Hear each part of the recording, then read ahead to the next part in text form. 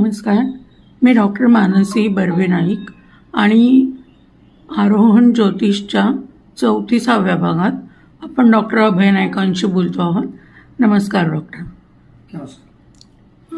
आज एक नाजूक आणि जिव्हाळ्याचा विषय आहे, तो म्हणजे व्यंधत्व, मूल न होणे. हे कुंडलीमध्ये क्लिअर कट समजतं का? येस, 100% समजतं. की आपण सांगितलंय की पंचमस्थान हा पुत्राचं स्थान असतो. पुत्रस्थान म्हणजे पंचमस्थान, पंचमेश आणि पंचमेश वर असलेल्या ग्रहांची दृष्टी.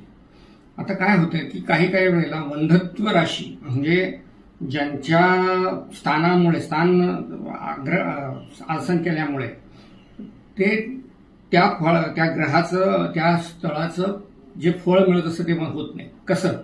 गुरु चांगला म्हणतात, पण गुरु जर पंचमस्थानात असेल तो स्थानी नाशः म्हणतात.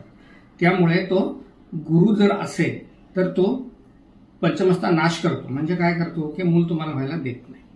नंबर 2, बुध हा नपुंसक म्हणून समजलेला आहे.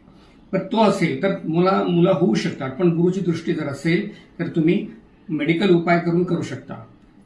जास्त प्रयत्न केला तर टेस्ट ट्यूब बेबी किंवा आता नवीन जे पद्धती आलेली आहेत त्याप्रमाणे तुम्ही करू शकता. आणि काहीही करून जर होणारच नसेल तर तुम्हाला कुग्रहांची दृष्टीच असेल, राहूची दृष्टी असेल आणि पंचमेश हा 2 वाईट ग्रहांच्या मध्ये अडकलेला जर असेल तर तुम्ही स्वतःचा प्रयत्न करा किंवा टेस्ट ट्यूब बेबी करा किंवा आणि काय देवाची उपासना करा, तुम्हाला मूल होत नाही.